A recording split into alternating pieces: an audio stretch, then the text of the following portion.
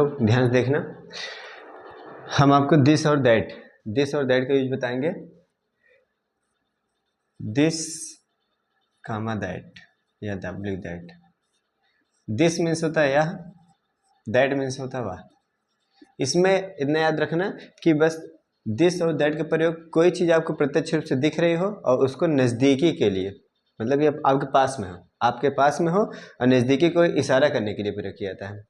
इसका अनुवाद किसी बनता है, ट्रांसलेशन करोगे एकदम सिंपल तरीके में। और हर समय याद रखना कि दिस या दैट अगर लास्ट में है क्या है हूँ हो, ज़्यादातर है ही आएगा, है हूँ हो, तो इसमें आप लिखेंगे दिस इज। हेल्पिंग वर्ब क्या लगाओगे? इज। अगर लास्ट में था थी थे रहे या था थी थे हो तो आपको लगाना है वाज, सिंपल। अगर होगा होगी आ जाए, बहरहाल होगा के लिए आएगा, होगा होगी। अगर होगा होगी तो आपको लगा देना विल बी। ये हेल्पिंग वर्ब होती है, सहायक क्रिया के रूप में आपको सब्जेक्ट बाद इसको लिखना अनिवार्य होता है। ठीक, ध्यान समझिएगा। अगर रूल लिखना चाहिए तो रूल लिखना, रूल आपको लिखना है दिस या दैट। यह रहेगा तो दिस लिखना, वह रहेगा तो दैट लिखना, प्लस इज या इज नहीं लिखते हैं, ये सब हेल्पिंग वर्ब है ना, एच वी लिख देते हैं। हेल्पिंग वर्ब मतलब सहायक क्रिया। अगर ये सहायक क्रिया तो हम लिख देते हैं हेल्पिंग वर्ब, क्योंकि हमको यहाँ पे तीनों लिखना पड़ जाएगा, इसलिए हेल्पिंग वर्ब लिखते हैं। ऑब्जेक्ट हो गया। अब जैसे लिख दें, ट्रांसलेशन दें, हम सिंपल अफर्मेटिव देते हैं। क्या देते हैं? अफर्मेटिव। अगर अफर्मेटिव बात करें तो सिंपल में क्या होता है अफर्मेटिव सेंटेंस में, जैसे इसमें अफर्मेटिव मतलब होता है साधारण वाक्य, इसमें नहीं ना तो आएगा ना तो क्या आएगा। जैसे लिखते हैं यह एक कलम है, कलम है। अब यहाँ पे क्या होगा कि यह एक कलम, जैसे हम इस कलम की ओर इशारा करें, मार्कर है ना हमारा, तो हम कह रहे हैं कि यह एक मार्कर है या यह एक कलम है, तो इशारा करें तो नहीं, यह एक ही तो है, सिंपल लगेगा, एक हेल्पिंग वर्ब से इज चल जाएगा। लास्ट में है तो इज लगा देना, दिस लिखना और उसके बाद दिस या दैट में यह है तो दिस लिखा जाएगा, हो जाएगा। अब हेल्पिंग वर्ब इज लगा दो, अब बचा एक कलम, पेन, खत्म हो जाता है। अगर इसका निगेटिव देखना चाहो तो निगेटिव मतलब नहीं, निगेटिव मतलब होता है नहीं, यानी इसी वाक्य में नहीं जोड़ दो, ऐसे ही भाई मतलब इस जगह पर दूसरा कोई नाम दे देना।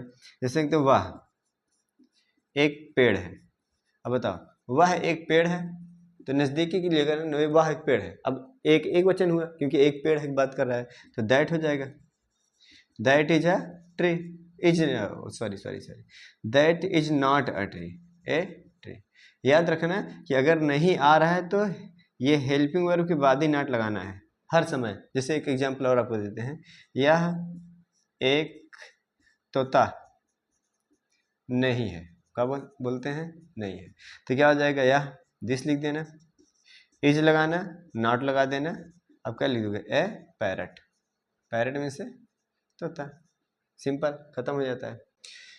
देखो अगर है हूँ हो होगा, अगर है हूँ हो होगा तो इज लगाना, था थी थे होगा तो वाज लगाना, होगा होगी होंगे तो विल भी लगा देना। ये आपको वाक्य के अंत में मिलेगा। अब वाक्य के अंत में देखो, अंतिम में है आया है, इसमें देखो था आया है, इसमें आएगा होगा।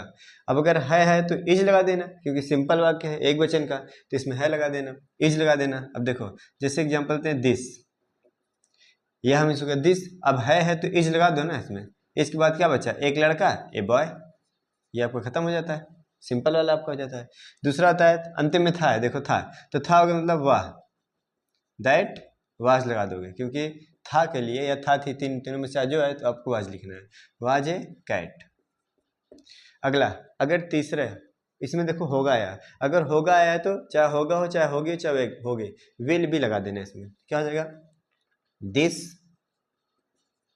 विल बी ए मेढक क्या हो जाएगा? फ्रॉग, या फारो जी, फ्रॉग में इसका आ जाएगा मेढक। एक चीज़ ध्यान दीजिए, इसमें अगर इसमें निगेटिव बनता है, निगेटिव मतलब नहीं शब्द आता है, तो क्या करोगे?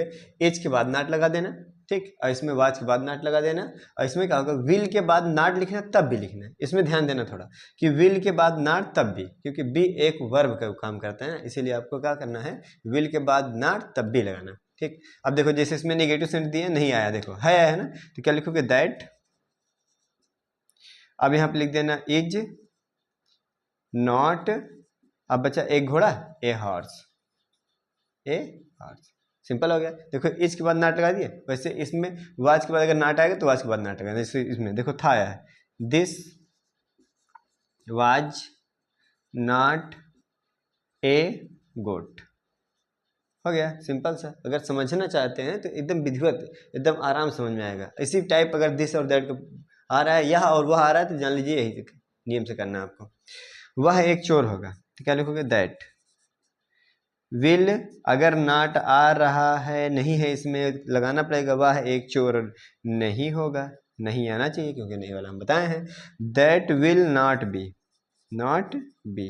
अब बचा एक चोर, तो ए थीफ, क्या हो जाएगा, that will not be a thief.